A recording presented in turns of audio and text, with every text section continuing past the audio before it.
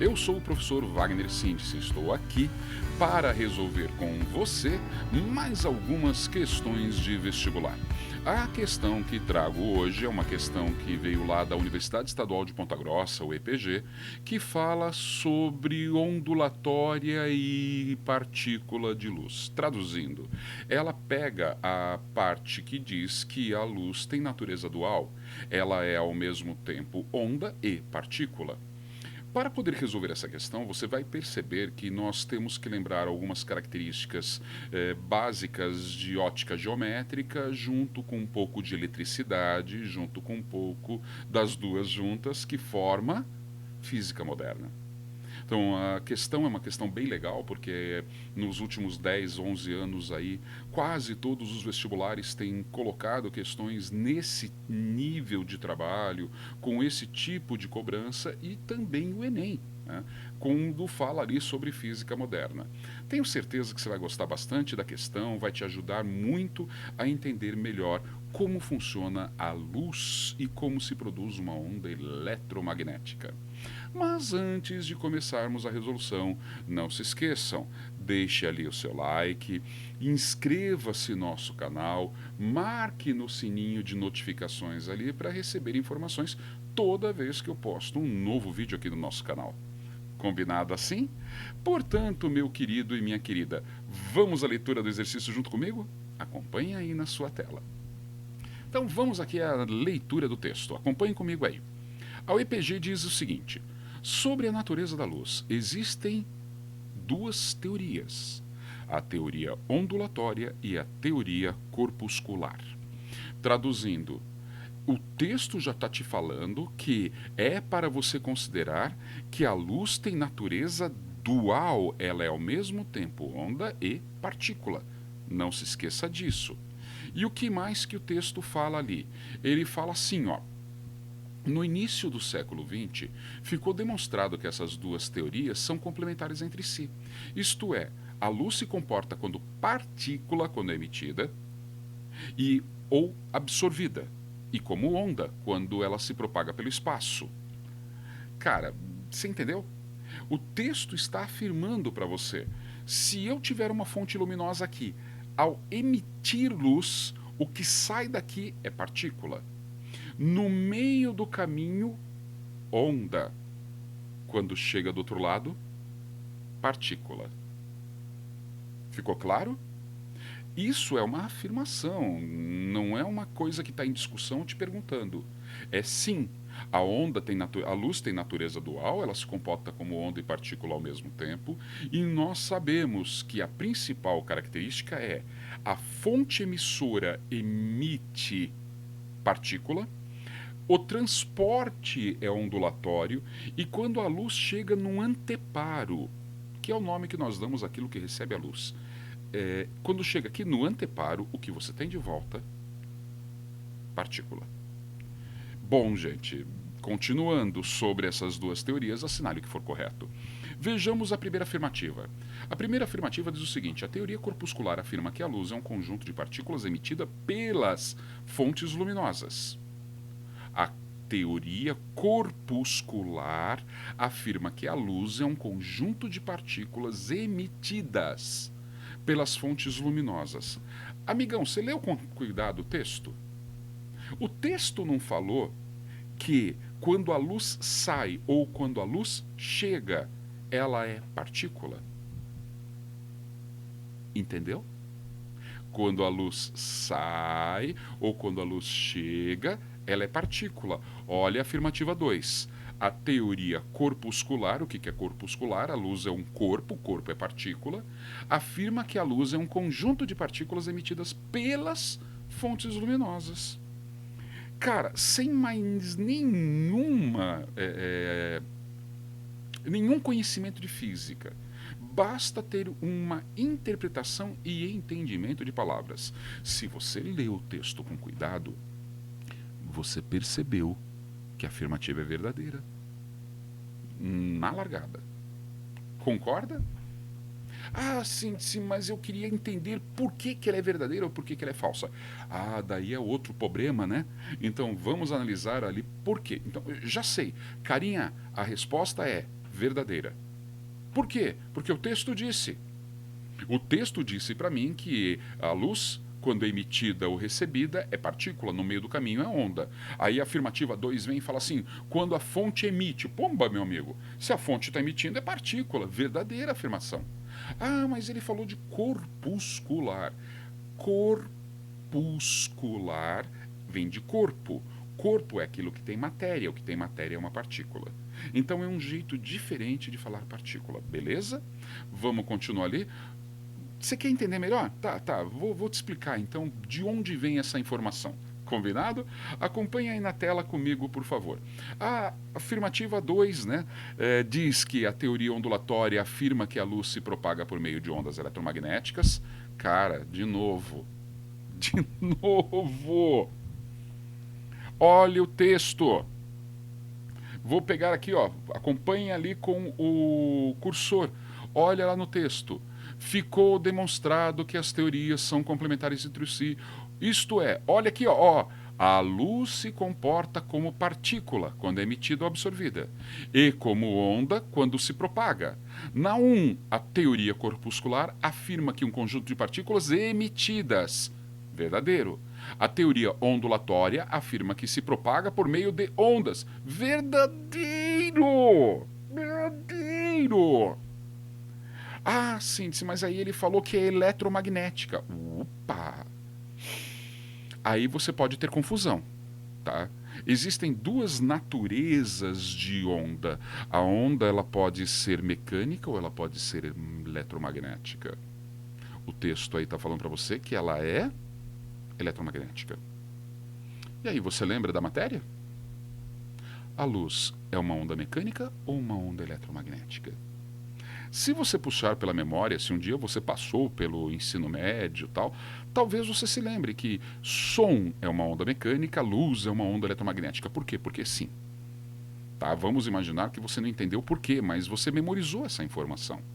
Então, na largada, cara, veja, eu estou lendo o texto, eu estou criando uma estratégia de resolução de exercício, então eu pego o texto e leio ele inteiro. Na hora que eu estou lendo com bastante atenção, eu prestei atenção no texto e estou prestando atenção em cada afirmativa. E na largada, cara, sem pensar muito, eu já saquei que as duas são verdadeiras. Por quê?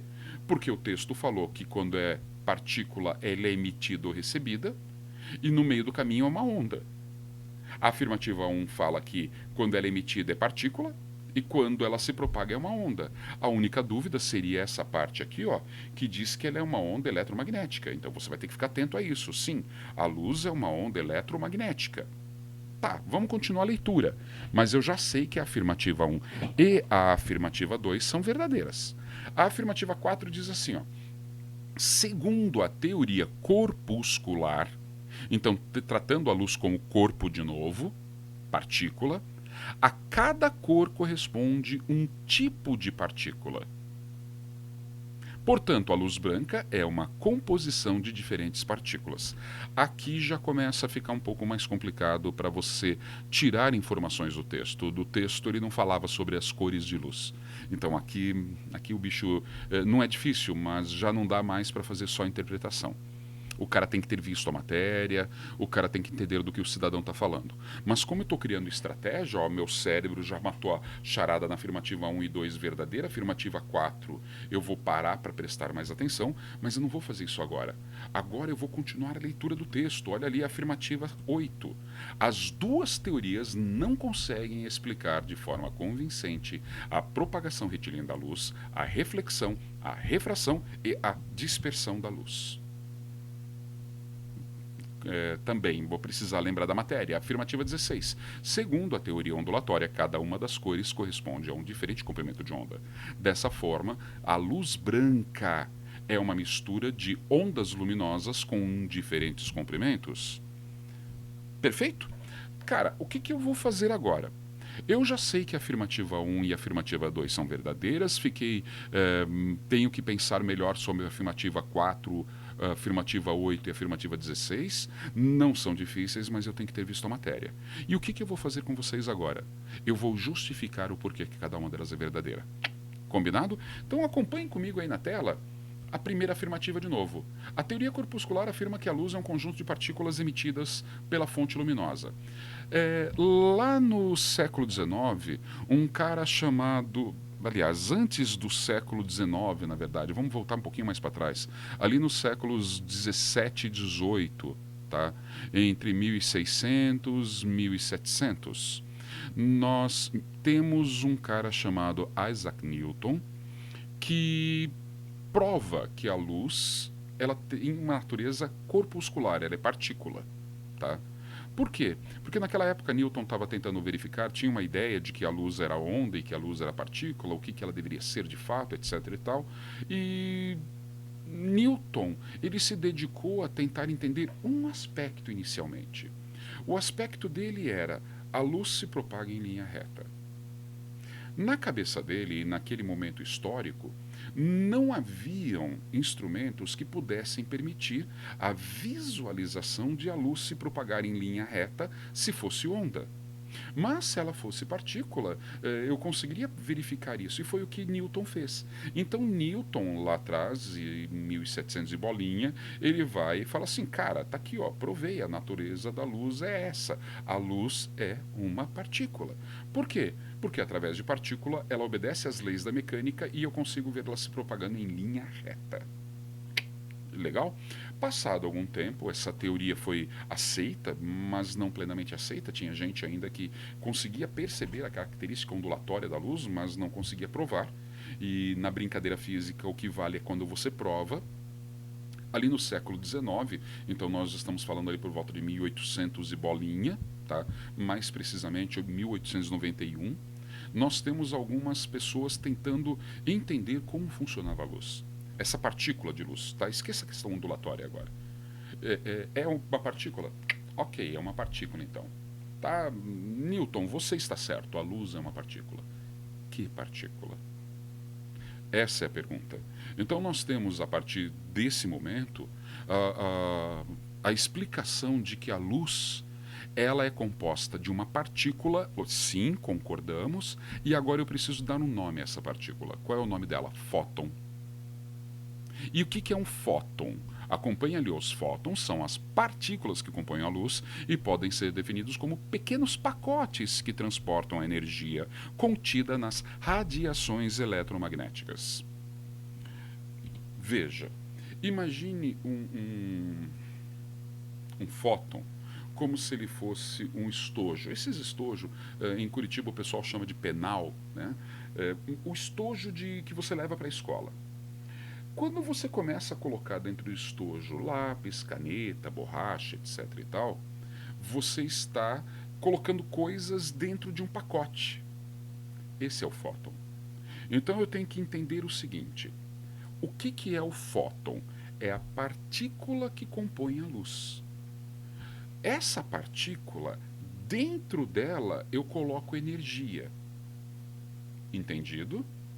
Essa energia que é colocada lá dentro, ela é chamada de quanta.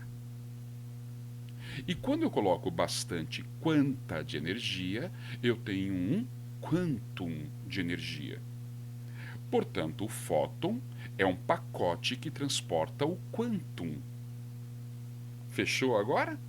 E de acordo com o texto, vamos voltar lá ao texto, quando você tem uma fonte emitindo luz, essa fonte ela coloca a energia dentro de um pacote e arremessa. Esse pacote ele vai em forma de onda se propagando no espaço, seja ele o espaço sideral, vácuo, o espaço ar que nós temos aqui na Terra, ou qualquer outro meio. Tudo bem? Porque a luz ela vai conseguir fazer isso e você está tendo ali, ó, vindo a onda, que dentro dessa onda tem esse pacotinho de energia. Mas daí você vai falar assim, poxa vida, síntese, mas onda transporta energia sem transportar a matéria. Exato. Sacou agora? O quantum, ele não é matéria no ponto de vista de transporte. Ele é apenas energia, lembraram? O fóton é um pacote que tem dentro dele energia. Então eu estou transportando energia. Sacou a brincadeira? Essa energia, com o quantum de energia dentro do fóton, quando ela chegar aqui no anteparo, o que é esse anteparo? Pode ser uma tela, pode ser o meu olho, pode ser o meu rosto. Tranquilo? É o local onde o fóton está chegando. Vamos imaginar que isso aqui seja meu olho.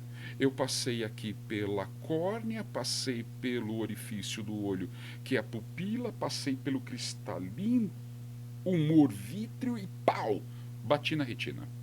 Quando chegou aqui na retina, aquilo que era uma onda agora é um corpo, corpuscular, é uma partícula. O fóton agora colidiu aqui. Esse fóton, quando colidir na tua retina, ele vai se abrir e vai transportar, ele vai jogar para a retina a energia que foi colocada dentro dele, que era o quantum. Percebe?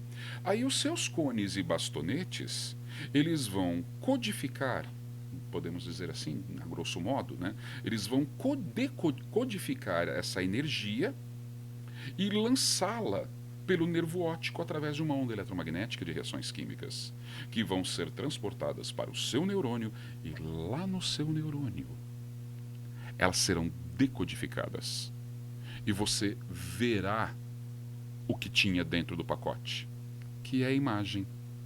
Então, quando você está olhando para mim aí na tela, você está recebendo a energia que a tela está emitindo para o seu olho através da decodificação, tá? Que o teu olho está fazendo dos pacotes de energia que a tela está emitindo. No meio do caminho onda, na saída partícula, na chegada partícula. Ufa! Não é tão difícil, tá vendo só? Eu sei, você entendeu? Você é bom, cara. Você entendeu. Guria, tu tá esperta, guria. Isso. Vocês entenderam, meus amores. Agora, matematicamente, como que nós podemos fazer isso? Einstein, ele e um cara chamado Max Planck, eles vão tentar medir a quantidade de energia que tem no fóton, e a fórmula que eles estipulam é essa fórmula que você está vendo aí, ó, E igual a H vezes F, que é a equação da energia de luz da luz. Tá? Essa energia, onde E representa a energia que está dentro do fóton, o F é a frequência da radiação. Então lembrem-se, a onda ela vem vibrando. A quantidade de energia que eu coloquei ali dentro está determinando o número de vibrações que ela tem e o comprimento da onda. Percebe? Lembrem-se, frequência é o inverso, frequência ela está relacionada com o comprimento de onda. Ela é o inverso do comprimento da onda. Percebe? Então, frequência é o inverso do comprimento. Se eu tenho a frequência, eu tenho o comprimento. Se cada quantidade de energia é diferente, olha ali a fórmula. Se eu mudar o valor da letra E, muda também o valor da letra F. Portanto, cada vez que eu mudo a cor da luz, eu estou mudando a frequência dela. E se eu mudo a frequência, eu mudo o comprimento. E quando eu mudo isso, na hora que o pacote de energia, por exemplo, da cor vermelho, chegou no meu olho, a quantidade de energia que a cor vermelho tem será decodificada pelos meus cones e bastonetes. É assim que eu percebo o que é a cor vermelho. Entendido até aqui, gente? Continuando lá, daí você vai me perguntar, tá, mas e essa letra H? O que significa a letra H? A letra H, nesse caso, meus queridos e minhas queridas, representa a constante de Planck, que é um valor obtido em laboratório, cujo um valor numérico dele tá, é de 6,63 vezes 10 a menos 34 joules no Sistema Internacional de Unidades, ou 4,14 vezes 10 a menos 15 elétron-volts segundo, quando você mede no sistema britânico ou no sistema norte-americano, o USMC, United States Custom System, USCS, tá? United States Custom System, ou no British Unit System, no sistema britânico de unidade.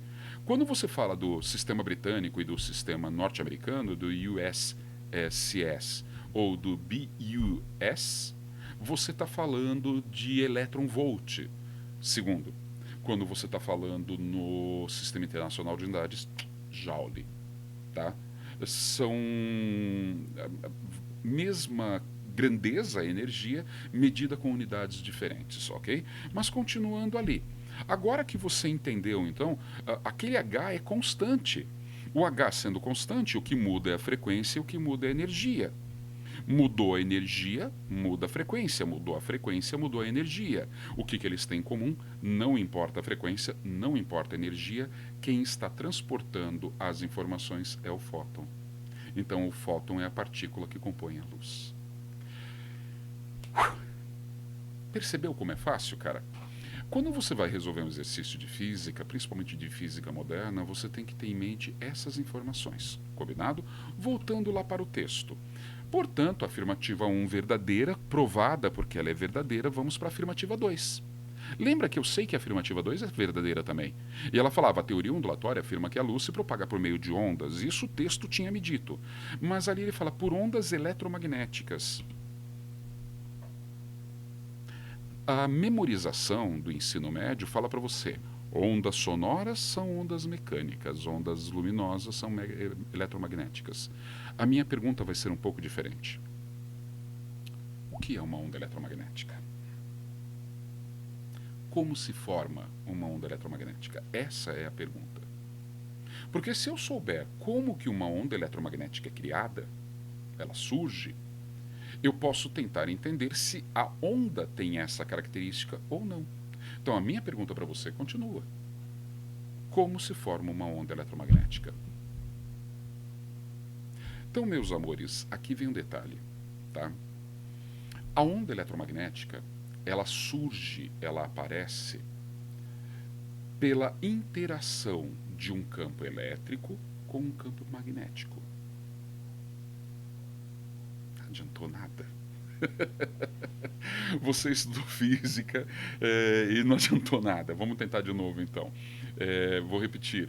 A luz, ela surge da interação, perdão, a luz não, uma onda eletromagnética, né? Que é isso que eu estou querendo tentar. A onda eletromagnética, ela surge da interação entre um campo magnético e um campo elétrico. Como que um campo elétrico se forma? Quando você vai pensando nisso, então, eu tenho que entender o seguinte. Vamos lá, ó. As ondas eletromagnéticas, elas são produzidas quando cargas elétricas livres são aceleradas ou quando elétrons ligados a átomos e moléculas sofrem transições para estados de menor energia. Ou seja, cargas elétricas que variam no tempo e no espaço. Quando você tem um campo elétrico, quando cargas elétricas variam no tempo e no espaço. O texto falava de elétrons, então vamos tentar entender muito bem isso. Bom, vamos lá. Campo elétrico. Por que elétrico? Tem a ver com elétron. Por quê? Vamos tentar pensar nisso. Um campo é uma região de influência, mas agora vamos pensar num átomo. Eu tenho aqui o núcleo de um átomo. Está aqui o bonitão, ó. Esse é o núcleo do átomo. Eu tenho um elétron orbitando essa região aqui. Então ele está girando assim, ó. Aqui. Há uma distância fixa desse átomo. Do núcleo do átomo, perdão. Mas para ele estar aqui, o que você tem que entender é que para ele ficar aqui e não aqui, o que está mantendo ele preso ao núcleo do átomo é uma coisa chamada força elétrica forte. Ou força nuclear forte. Essa força nuclear forte é uma força elétrica entre a carga do elétron e a carga do próton que está no núcleo. Tranquilo? Como essa força ela permanece relativamente constante, eu consigo manter uma distância sempre igual, por isso um raio. Tá? Por isso também que é muito comum você tentar comparar essa questão do elétron com planetas ao redor do Sol. Imagine o Sol sendo o núcleo, o planeta sendo o elétron. A Terra gira ao redor do Sol, tá? Mantendo uma distância relativamente constante. Nós sabemos que é uma órbita elíptica, mas com a distância dos seus focos, tá? Muito pequena. muitíssimo pequena, tá? Que para muitos estudos e em muitas situações nós consideramos isso como circular, mas nós sabemos que ela é elíptica. Fechou? Mas vamos lá. Eu tenho o equilíbrio girando aqui, ó. A força é mais ou menos a mesma sempre. Para que a Terra escapasse da órbita dela e passasse para uma órbita maior, por exemplo, a órbita de Saturno, para que isso acontecesse, eu teria que colocar energia na Terra. Na natureza nada se cria, nada se perde, tudo se transforma. E energia é a condição necessária para se realizar algo. Então, se eu quero que a Terra saia daqui e vá para uma posição mais distante em relação ao Sol, ela vai se afastar do Sol. Eu preciso que a Terra receba energia. Ok? Não interessa como, mas a Terra tem que receber energia. Quando isso acontece com a Terra, ela consegue se afastar do Sol. Por quê? Porque ela recebeu energia. Tá? Porém, quando ela chegar nessa nova distância, a energia que ela recebeu para sair de uma posição e ir para outra acaba. Acaba. Na natureza nada se cria, nada se perde, tudo se transforma. Não esqueça disso. Então, ao momento em que a Terra saiu daqui e foi para lá, a energia que ela tinha recebido não está mais na Terra. Por quê? Porque ela já gastou essa energia. Então essa energia foi convertida em outro tipo de energia. Sacaram a brincadeira? No que isso acontece, a Terra volta a ocupar a posição de antes. Em termos de átomo, é a mesma coisa. Eu tenho o núcleo, tenho o elétron, eu tenho as camadas eletrônicas K, L, M, N, O, P. Cada camada eletrônica tem um nível de energia. Este nível de energia faz com que certos elétrons fiquem sempre orbitando no mesmo lugar. Se um desses elétrons receber energia vinda de algum lugar, veio, ele recebeu energia, ele não vai conseguir mais ficar essa distância. Ele vai ter que se distanciar do núcleo. Na hora que ele aumenta essa distância, ele gasta a energia. Na hora que ele gasta energia, ele bate lá nessa nova, ele chega nessa nova camada eletrônica mais energética e volta para a camada dele. Mas para voltar para a camada dele, ele está tendo que jogar essa energia fora. Mas na natureza nada se cria, nada se perde, tudo se transforma. Essa energia que ele libera, ele a faz na forma de uma onda. Então eu tenho uma onda de natureza elétrica. Está conseguindo compreender? Por que elétrica? Porque veio de um elétron. E isso é meu campo elétrico. Tá? O campo elétrico é quando esse átomo inteiro, ou ele ganha ou perde elétrons, ou ele fica brincando de um elétron sair de uma camada para outra. Se a energia que o átomo recebeu é muito, muito grande, o elétron vai fugir das órbitas. Ele não vai ficar em nenhuma camada eletrônica deste átomo, mas ele vai procurar a camada eletrônica de um outro átomo. E quando ele chegar nesse outro átomo, ele vai sobrecarregar este átomo com mais elétrons do que ele tinha. Portanto, ele vai se tornar um íon. O que é um íon? É um átomo que ganhou elétrons. E aquele átomo da onde o elétron saiu, ele também se torna um íon, porque perdeu elétron. Íon é toda vez que um átomo ganha ou perde elétrons. Se ele ganhou elétron, ele é um íon do tipo ânion. Se ele perdeu elétrons, ele é um íon do tipo cátion. E agora eu tenho dois átomos desequilibrados, dois íons, duas cargas elétricas. Isso é a carga elétrica. É o meu íon. Percebeu? E quando este elétron foi de um lugar para o outro, ele criou um íon, e esse íon cria uma região de influência ao redor dele.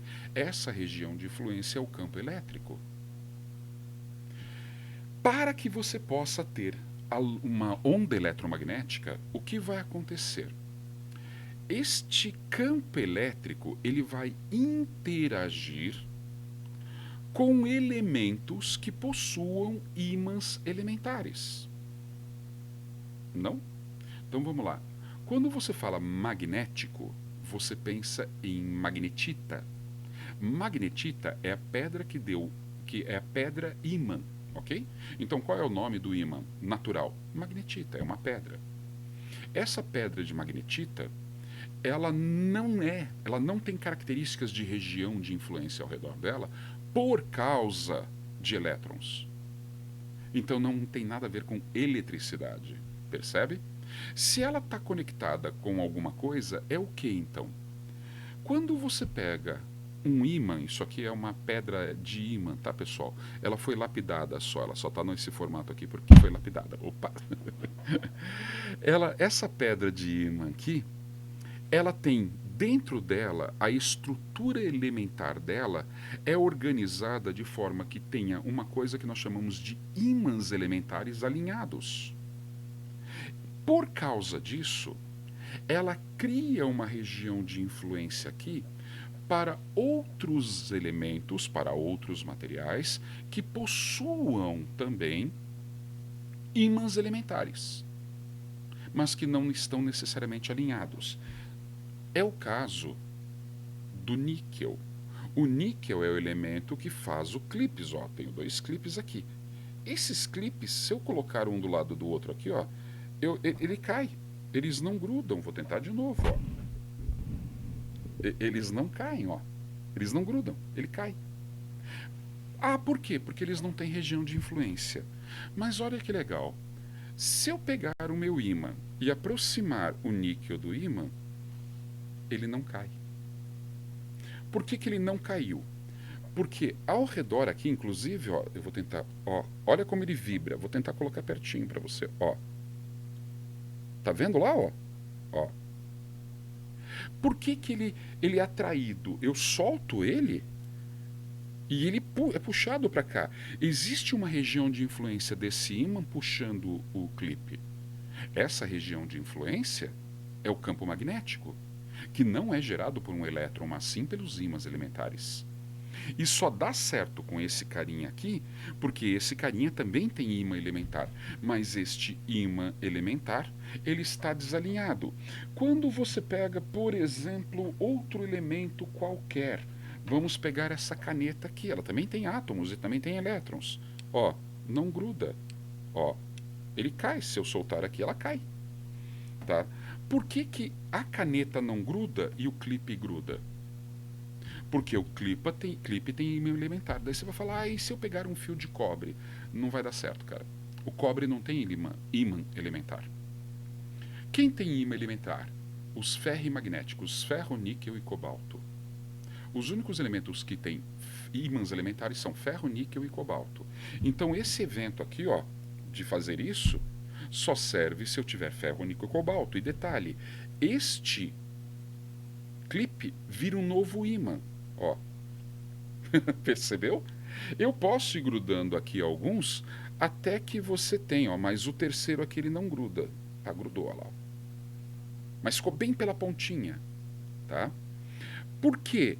Quanto mais longe do ímã gerador, menos alinhamento eu consigo. Então o último níquel, o último clipe que está aqui, ele está menos sujeito a essa reorganização do campo magnético. Foi? Então expliquei para você o que é um campo elétrico e o que é um campo magnético.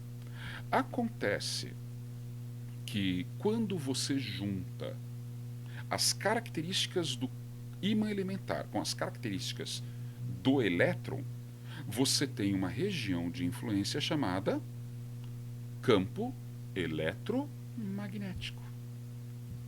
Está começando a entender? Ah, sim, mas tudo isso você está falando por causa da onda. E o que isso tem a ver com a onda eletromagnética? Então vamos voltar lá. Ó.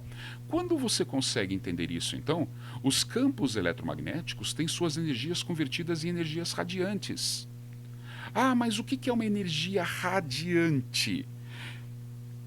É uma energia que se propaga através de ondas que têm um determinado raio de atuação. Uma amplitude formada por um raio, por isso radiante. Todas as ondas eletromagnéticas são radiantes. Por quê? Porque elas são criadas por campos eletromagnéticos. E o campo eletromagnético é uma região de influência a partir de um ponto central na forma de uma esfera no espaço. E toda esfera tem um raio. Sacou? Radiante. Ah, mas eu tenho quem radiante? A luz é radiante, as ondas de rádio são radiantes, né? As ondas de raio-x, as ondas de raio gama, as ondas de TV, FM. Percebe? Todas elas têm um fator em comum. Elas são criadas por uma região influenciada por um campo eletromagnético. Aí esse campo eletromagnético ele pode converter outras formas de energia. Ah, eu não estou entendendo, então vou tentar pegar aqui, ó. Peguem, sigam esse exemplo meu. Imaginem que aqui eu tenho no núcleo, né? O que você está vendo aqui é o núcleo do átomo. Aqui você tem a camada K, a camada L, a camada M. Quanto mais afastado você está, maior é a energia. Então esse elétron aqui, ó, no canto superior direito, ele está recebendo essa ondinha aqui, ela representa uma forma de energia chegando nele. Que tipo de energia ele pode estar recebendo? Ele pode estar recebendo uma energia na forma de calor, ele pode estar recebendo essa energia na forma de um impacto, né, uma colisão, mas vamos imaginar por enquanto a questão do calor ali que fica mais fácil, tá? Então ele está recebendo aqui, ó, acompanhando lá, ele está recebendo aqui uma onda térmica, essa onda está transportando energia, carrega ele de energia, ao aumentar a energia ele é obrigado a sair aqui dessa região do espaço que ele está, e ele pula para uma região do espaço que comporta maior energia, que é a camada M. Ao chegar nessa camada M, ele gasta a energia recebida nesse processo, que você pode ver aqui, ó, como ele está se movimentando. Eu tenho que lembrar que ele está orbitando, então o meu cursor aí, ó, ele está girando ao redor do núcleo. Quando esse elétron chegar nessa parte aqui de baixo, nesse processo de sair de onde ele recebeu para onde ele chegou, ele vai estar soltando a energia. E na hora que ele soltar a energia, ele volta para a camada de menor energia. Esta onda que você está vendo sair aqui à direita é uma onda de natureza eletromagnética. Fechou agora? A onda eletromagnética, ela surge de quando você tem elétrons, cargas elétricas, ganhando energia e perdendo energia, variando a sua posição e a sua energia no espaço. Variou posição, variou energia do elétron, da carga elétrica. Eu tenho uma região de influência, essa região de influência é chamada onda eletromagnética. Esta onda eletromagnética que você está vendo aí, ela pode muito bem ser convertida, por exemplo, em luz, que é esse exemplo que você tem aí na sua tela. Olha aqui, ó, na parte superior da tua tela você tem uma onda chegando. Pode ser uma onda térmica, lembram? Ela toca esse ponto C aqui do tubo, e nesse ponto C eu tenho, por exemplo, um cobre, tá? O cobre, por que cobre? Porque ele tem muitas camadas eletrônicas e muitos elétrons nas últimas camadas. Quando ele está ligado num fio, ó, eu tenho um fio ligado aqui, passando por duas pilhas, conectando a extremidade de tudo isso no ponto A. Essas pilhas estão fazendo com que o ponto C ele armazene cargas negativas e o ponto A armazene cargas positivas no C, cargas negativas no A, tá? Então o ponto C está armazenando cargas positivas. Acontece que quando um átomo recebe a energia vindo de fora aqui nesse ponto C, os elétrons dele vão ficar com excesso de energia e vão tentar pular para uma camada superior. Mas no cobre, no ouro e na prata, essa camada superior não existe porque eles já estão na última camada. Mas esse elétron recebeu energia e ele tem que ir para algum lugar. Então ele vai para o outro polo. Quem é o outro polo que ele está recebendo? É o polo que tem uma energia maior para absorver a energia esse elétron que ganhou energia, perdão. Então deixa eu ver, eu tenho o elétron saindo do ponto C e indo para o ponto A. Se o ponto C perdeu o elétron, ele ficou positivo. Se ele ficou positivo, ele virou um cátion. Então, esse ponto C que você está vendo aqui, o que ele é? É o catodo. E esse ponto A que você está vendo aqui é o íon negativo, é o anodo. Então, aqui você tem um tubo que tem um cátodo e um ânodo. E o que vai acontecer? Deixa eu só voltar aqui porque vai ficar mais fácil. Espera um pouquinho só. Olha lá. O que vai acontecer? Ao receber energia, o cátodo libera o elétron para o ânodo. Ao sair do cátodo e ir para o ânodo, o elétron vai liberando energia. Essa energia é liberada na forma de luz. Por quê? Porque esse elétron liberado chama-se fóton. E o que você acabou de ver ali é um efeito fotoelétrico. É o fóton recebendo carga, saindo na forma de uma onda eletromagnética, liberando energia luminosa, frequência luminosa, até chegar no anodo ou no ânodo e ser absorvido para poder fechar o sistema elétrico que você tem ali. E aí, está começando a entender? Quando você entende tudo isso, então, eu posso dizer, olha lá, que o fóton, ele chega, toca um elétron, o elétron sai da órbita dele e vira um fotoelétron. Esse fotoelétron, quando gira, ele volta para a órbita de origem. Ao voltar para a órbita de origem, ele libera uma radiação. Essa radiação é uma onda eletromagnética. Então veja, eu tenho luz convertida em fotoelétron, que é convertida em radiação. Mas eu posso fazer o processo contrário. Eu posso ter uma radiação que vai se transformar num fotoelétron, que vai jogar para um fóton. O processo de ida e volta é o mesmo. Então, voltando lá na questão, né, quando você fala que a questão diz que a teoria ondulatória que afirma que a luz se propaga através de ondas eletromagnéticas é verdadeira, e por que ela é verdadeira? Ela é verdadeira porque o fóton, que é a partícula de luz, ele é liberado pelo efeito fotoelétrico. E esse fotoelétron, ele surge por causa da variação da energia de um campo magnético, eletromagnético. É assim que surge uma onda eletromagnética. Eu sei que a explicação é longa, mas acho que você entendeu bem direitinho o que eu quero dizer. Vamos continuar ali, vamos para frente? A afirmativa 4.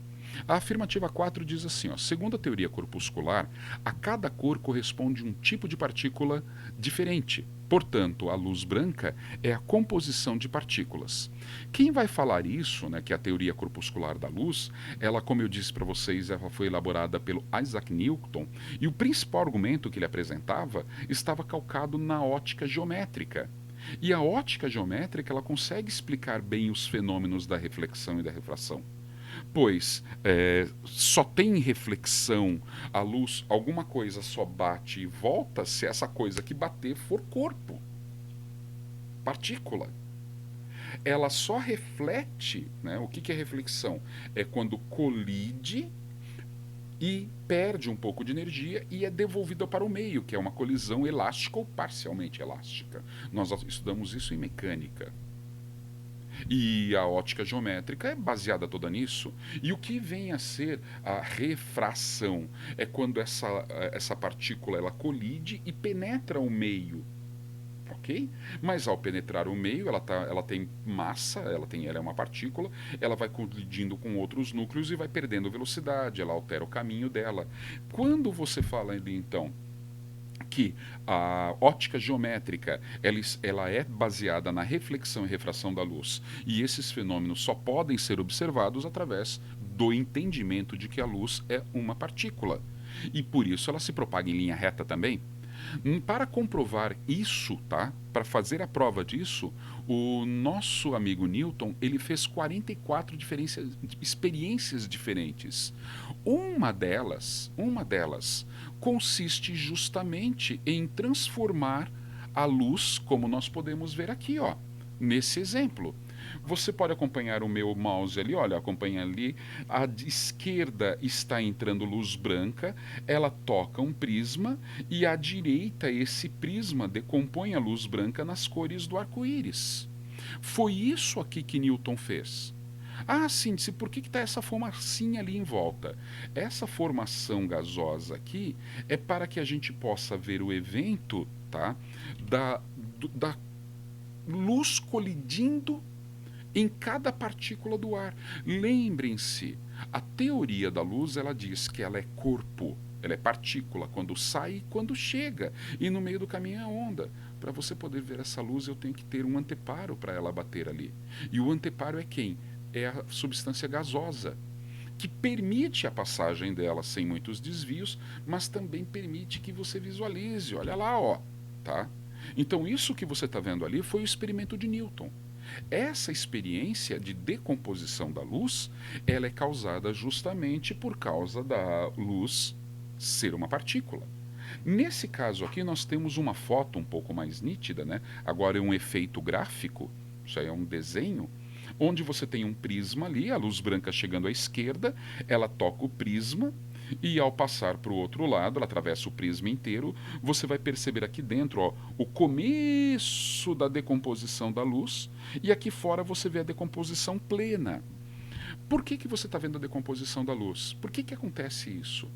Cada cor de luz ela tem um número, uma energia diferente. Lembram lá da primeira fórmula? E igual a H vezes F. Se cada luz tem uma energia diferente, tem um quantum de energia diferente, obrigatoriamente elas têm frequências diferentes.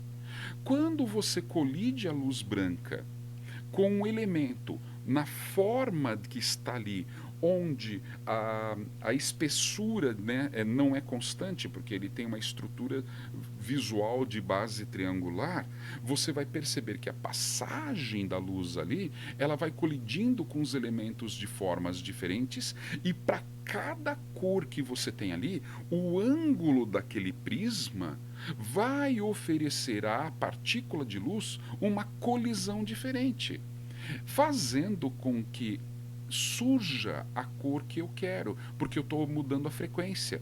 Percebe o que eu estou fazendo? O nome desse fenômeno que você viu ali, que você vai ver de novo, é dispersão da luz. A luz branca ou policromática está sendo dispersa nas cores do arco-íris. Eu posso visualizar isso também aqui nesse exemplo. Só que nesse exemplo eu tenho uma foto, agora sim, a foto de um experimento.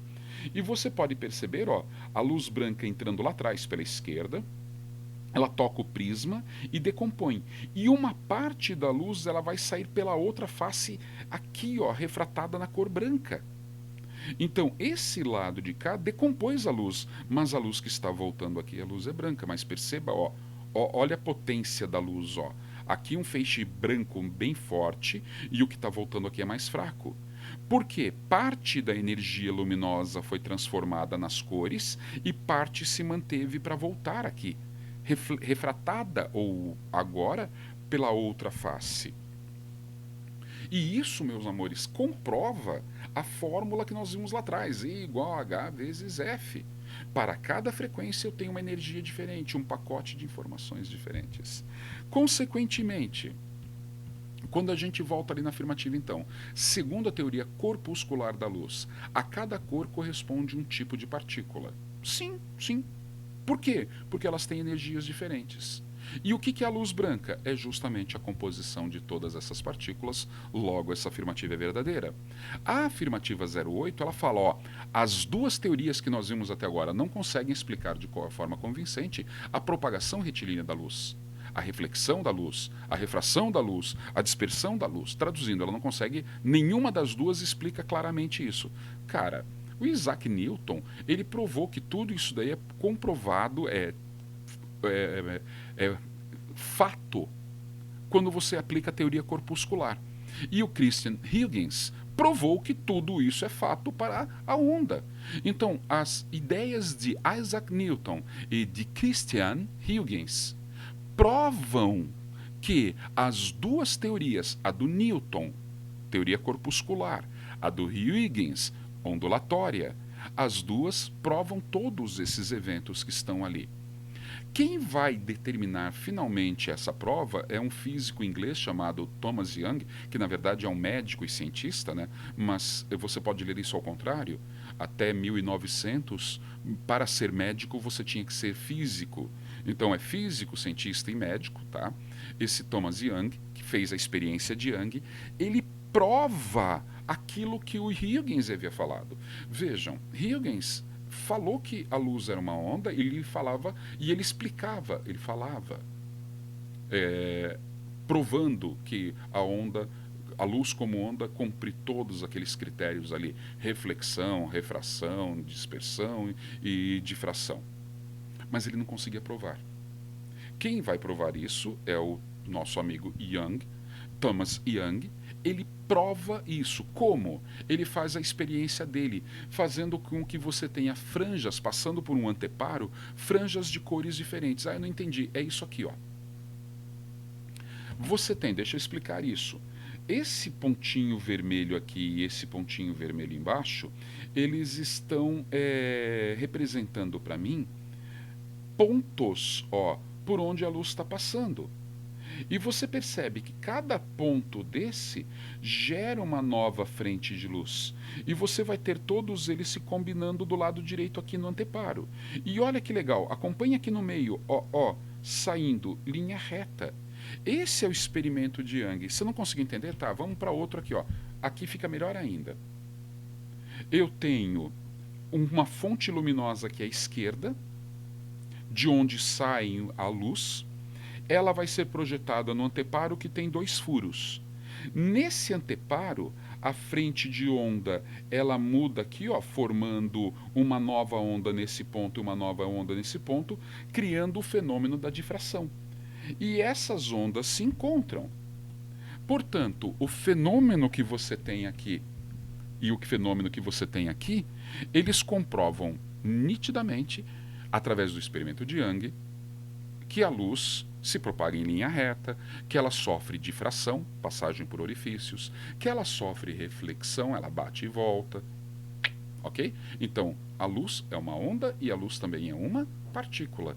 Quem falou que a luz era uma onda? Newton. Quem falou que era partícula? Huygens. Quem comprovou as ideias de Huygens? Young. O experimento de Young prova a interferência da luz. Não vai esquecer? Tenho certeza que não. Vamos para o próximo ali. A afirmativa 8. O que diz para nós a afirmativa 8? As duas teorias, então, não conseguem explicar de forma convincente a propagação. Só pode ser falsa. As duas explicam de forma bem clara. Uma, a corpuscular, foi provada por Newton e a ondulatória foi comprovada por Young. Última afirmativa. Segundo a teoria ondulatória, cada uma das cores corresponde a um diferente comprimento de onda. Dessa forma, a luz branca é a mistura de diferentes comprimentos. Ora, já vimos isso, né? Vamos lá, ó. Nós sabemos que a luz vermelha, por exemplo, ela tem um comprimento de onda de 665 nanômetros e a luz violeta 400 nanômetros. O que é o comprimento de onda? É a distância entre duas cristas consecutivas. Você percebe que do vermelho para o violeta a onda vai diminuindo de tamanho, quer dizer, o comprimento de onda diminui, formando cor diferente. Cada cor tem um tamanho diferente. Mas como que eu provo isso? Eu posso provar isso pelo experimento de Newton. O experimento de Newton, então, ó, eu tenho a luz branca, passa pelo primeiro prisma, ela se quebra nas cores do arco-íris, as cores do arco-íris entram no segundo prisma invertido e o que sai é a luz branca. Um prisma decompõe e o outro compõe. E, finalmente, nós temos aqui as cores aditivas. Então, se eu pegar um projetor com luz azul, luz vermelha e luz verde e projetar da forma que você está vendo ali, o encontro de todas elas vai dar um espaço branco. Ah, não entendeu? Ok, vamos para o último exemplo, o disco de Newton. Como funciona o disco de Newton?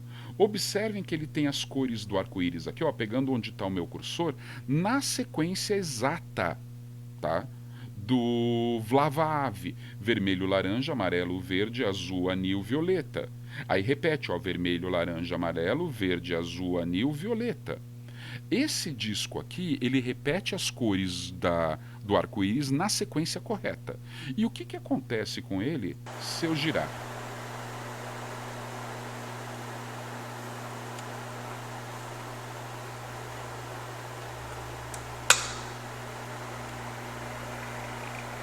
Percebam que quando ele está girando forte ali, ó, a cor que você vê é a cor branco, tá? Por quê? Todas as cores emitindo radiações juntas, o que você vê é a cor branca. Ah lá, quando ele vai diminuindo a velocidade, vão aparecendo as cores, vão aparecendo, inclusive dando a impressão que está girando ao contrário. Ó, vai para um lado e vai para o outro, porque é a frequência que vai determinar a chegada da cor da luz no meu olho. Vai diminuindo, continue fixando ali, até que você vê todas as cores novamente. Tá? Traduzindo, quando você fala que as cores podem ser compostas ou decompostas e que a cor branca, né, a luz policromática branca é a composição de todas as cores de comprimento de ondas diferentes, verdadeiro. Portanto, afirmativa, segundo a teoria ondulatória, é verdade que cada cor representa um comprimento de onda? Sim. É verdade que se eu misturar todos dá o branco? Sim. Então essa afirmativa também é uma afirmativa verdadeira. Tá? Qual é o gabarito dessa questão, então? 1, 2, 4 e 16 verdadeiras. Fôlego, né? Gente, eu espero que vocês tenham gostado bastante da resolução dessa questão, que tenha sido muito útil toda essa explicação que eu dei, né? E você tenha entendido bem direitinho a matéria.